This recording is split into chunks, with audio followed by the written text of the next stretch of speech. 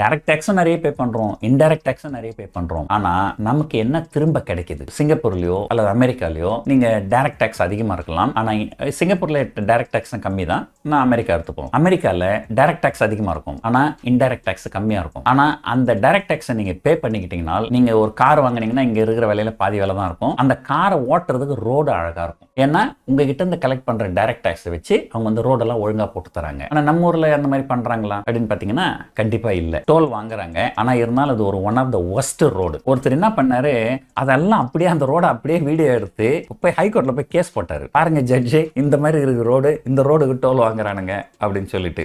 அந்த லட்சணத்துல தான் நம்ம ஊர்ல டோல் ரோடே இருக்குது. தமிழ்ல சொன்னாங்க ஒரு பகல் கொள்ளை அப்படின்வாங்க.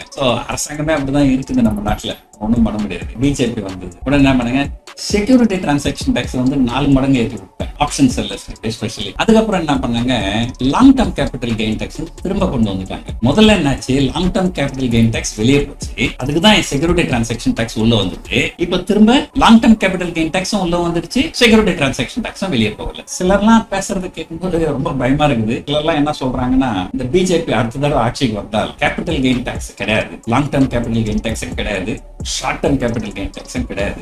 ரொம்ப சந்தோஷப்படாதீங்க இல்லைங்களா? அரசாங்கம்லாம் அந்த அளவுக்கு ரொம்ப நல்லவங்கலாம் கிடையாது. என்ன பண்ணுவாங்க, இந்த long term short term capital gain tax எல்லாம் தவிர்த்துட்டு உங்களுக்கு என்ன வருமானம் வருதோ எல்லா வருமானத்தையும் உங்க வருமானத்துல சேர்த்து விட்டுருவாங்க. உங்க வருமானத்துக்கு வர டேக்ஸ் பே பண்ணணும். வருமானத்துக்கு பாத்தீங்கன்னா எப்படி இருந்தாலும் 30% டேக்ஸ் பே பண்ணுவீங்க. So long term capital gain tax 10%, அங்க 30%. நீங்க ஒரு HNI கிளையண்டா இருந்தீங்கன்னு வச்சுங்களேன், உங்களுக்கு 5 கோடி ரூபாய்க்கு மேல வருமானம் வருதுன்னு வச்சுப்போம். அப்ப என்ன ஆகும், ராகேஷ் ஜுன்ஜன்வாலா இருக்கிறாரு. ஸோ அவங்களாம் வந்து நிறைய 10,000 கோடி 20,000 கோடி ஷேர் வச்சிருப்பாங்க. ஏதாவது வித்தாங்க, லாபம் வந்துதா, அது உங்க பர்சனல் டாக்ஸ் இதுல போயிடும்.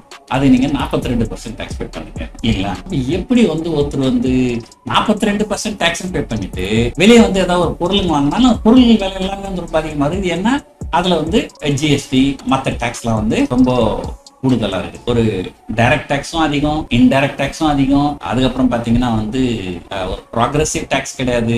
Poor people are paying more tax then the rich people இல்லைங்களா? ஸோ எதிர்காலத்துல வருகின்ற நிதி அமைச்சர்கள் இதை அலசி ஆராய்ச்சி என்ன பண்ணணும் அப்படிங்கறத அவங்க தான் முடிவு பண்ணணும். ஆனா இப்போதைக்கு வெளிநாடுகள்ல இந்தியாவை பற்றிய டாக்ஸேஷன் பொறுத்தவரை India is seen as a tax terrorist country.